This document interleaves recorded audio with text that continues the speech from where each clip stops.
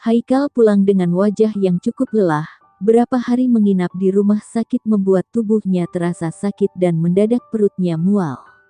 Huek, mas, kamu sakit? Tanya April pelan. Mungkin masuk angin biasa sayang karena beberapa hari ini sibuk mengurus mama dan telat tidur di sana, jawab Haikal. Mau aku buatkan air jahe mas? Tanya April lagi. Boleh. Anak-anak mana? Sudah tidur, jawab April karena Haikal pulang memang sudah malam.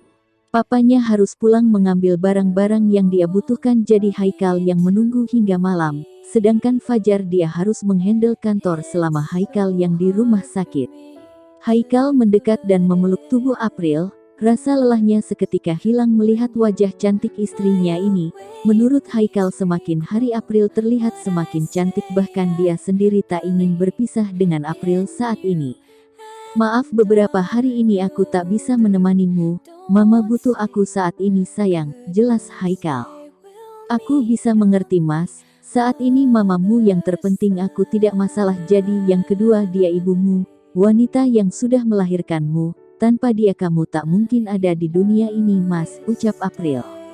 Terima kasih sayang kamu selalu mengerti aku kangen sayang. Mandi dulu mas lalu makan, aku siapkan makan malamnya ya beberapa hari ini kamu pasti makan tidak sempurna kan? Tebak April dan diangguki Haikal. Ayo mandi dulu aku tunggu di meja makan segera, perintah April. Haikal berdiri dan mengambil handuk kepalanya sedikit pusing entah ini karena kurang tidur atau hal lain. Haikal sendiri tidak mengerti, badannya sangat lelah tapi pikirannya selalu tertuju pada mamanya. April memanaskan lauk yang sudah dia simpan di lemari, dibuatkannya minuman jahe hangat untuk Haikal. Meskipun hatinya masih bertanya-tanya dengan pernikahan yang tak direstui tapi April tetap sebaik mungkin melayani Haikal. April berpikir ini hanya salah paham dan semua cepat membaik, dia bisa merasakan hidup bahagia bersama Haikal nanti. Hingga saat ini April belum menyampaikan pada Haikal tentang kehamilannya karena memang belum ada waktu yang tepat menurutnya. Jika dia mengatakan sekarang sudah pasti Haikal akan sibuk padanya, bagaimana dengan mamanya nanti? Tanda tanya. Lebih baik April mengalah dulu saat ini sampai menunggu mertuanya pulang ke rumah dengan kondisi sehat. Masak apa sayang? Tanya Haikal memeluk tubuh April dari belakang dan sesekali mencium tengkuk perempuan cantik ini. Tadi aku masak semur daging mas, Satria lahap sekali makannya. Ini aku lagi panaskan untuk kamu, jawab April tersenyum kecil melihat Haikal yang menempelkan dagu di pundaknya. Ada cah kangkung juga, tadi aku sengaja masak separuhnya, biar bisa masak malam ini untuk kamu, makannya enak panas-panas mas, lanjut April. Masak apa lagi? Petik 2. Ada telur balado kesukaan Vino, jawab April. Sayang terima kasih sudah membantuku menjaga Satria. Aku sudah merepotkanmu. April membalikkan tubuhnya dan memegang pipi Haikal lembut, ditatapnya mata suaminya ini penuh cinta.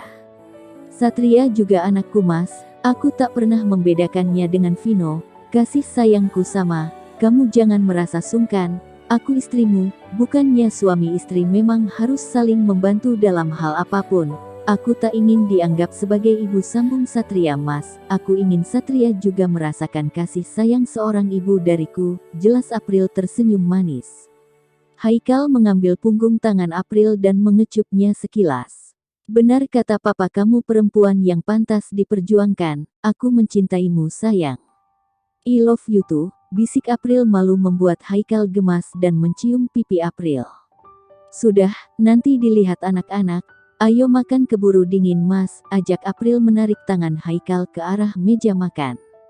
Beruntung sejak dinyatakan hamil April tak banyak permintaan dan tak mengidam seperti kebanyakan orang, mungkin babynya mengerti kalau saat ini papanya tengah banyak pikiran. April tak ingin menambah beban pikiran Haikal lagi dengan permintaan konyol orang mengidam.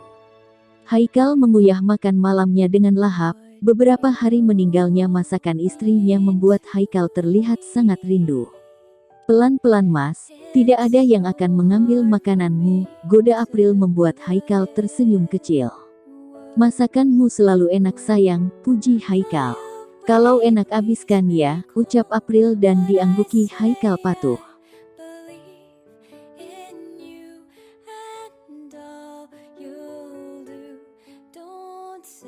Aku berangkat sayang, ujar Haikal mencium pipi April yang masih terbaring ditutupi selimut tebalnya. Semalam mereka melakukan ritual suami istrinya hingga larut malam membuat April kelelahan. Beruntung Satria dan Vino diantar sekolah dengan Haikal dan siang nanti Fajar yang akan menjemputnya. Haikal berpikir dia harus benar-benar mencari pembantu untuk April. Kasihan jika terus-menerus istrinya itu mengurusi rumah dan anak-anak. Kamu pulang malam ini, Mas? Tanya April. Pertanyaan yang aneh kedengarannya untuk sepasang suami istri, tapi itulah yang terjadi beberapa hari ini. Haikal tak pulang karena menunggu mamanya di rumah sakit. Jika kondisi mama membaik aku akan segera pulang, jawab Haikal mengusap lembut kepala April. April menghela nafas panjang seperti sudah terbiasa ditinggal Haikal. Sebenarnya ingin mengatakan kalau aku sulit tidur tanpa kamu. Tapi April masih bisa mengerti dengan keadaan saat ini.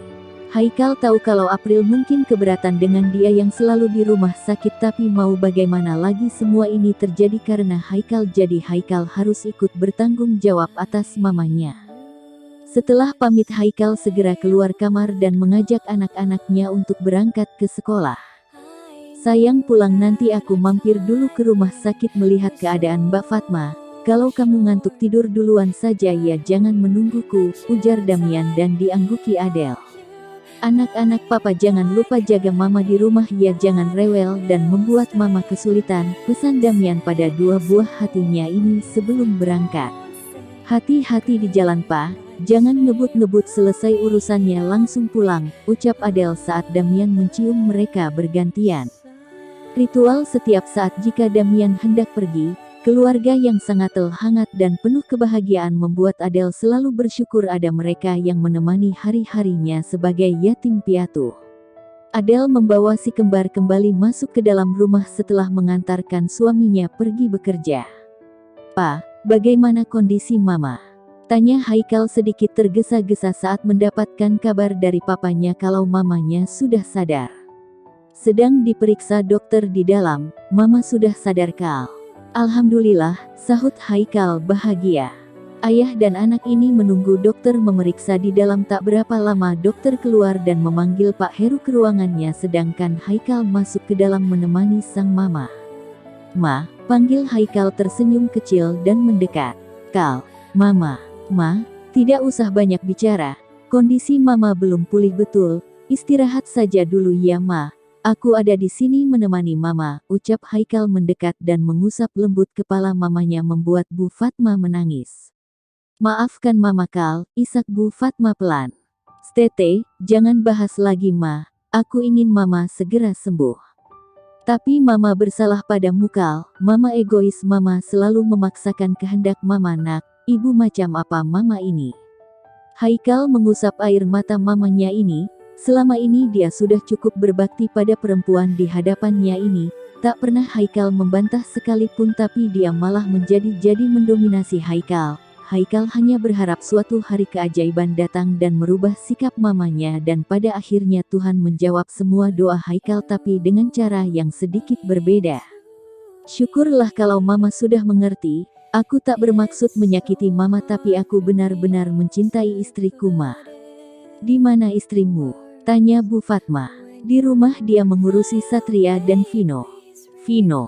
"Ya, Vino anak sambungku Ma, sama besar dengan Satria," jawab Haikal lagi. Pak Heru masuk ke dalam ruangan dengan wajah lesu membuat Haikal tahu pasti ada yang tidak beres, tapi Haikal berusaha menyembunyikannya takut Bu Fatma malah kepikiran.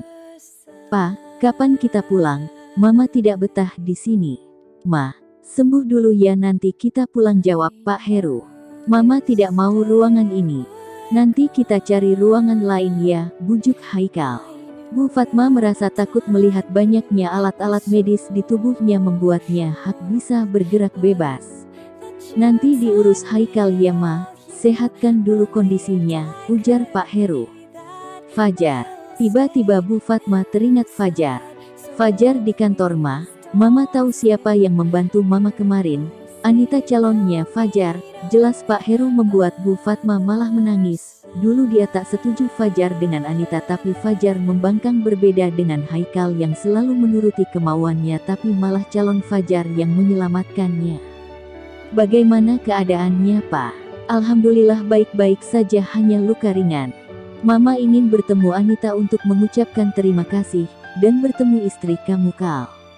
Lia, nanti aku bawa dia kemari Ma, jawab Haikal tersenyum manis. Ternyata di balik musibah yang terjadi ada hikmahnya juga, udah Haikal. Pak Heru tersenyum kecil melihat perubahan istrinya, tapi hatinya masih mengganjal karena ucapan sang dokter tadi kalau keadaan Bu Fatma sedikit memburuk di bagian kaki. Dokter tak bisa menjamin Bu Fatma bisa berjalan lagi karena hantaman kuat di kakinya.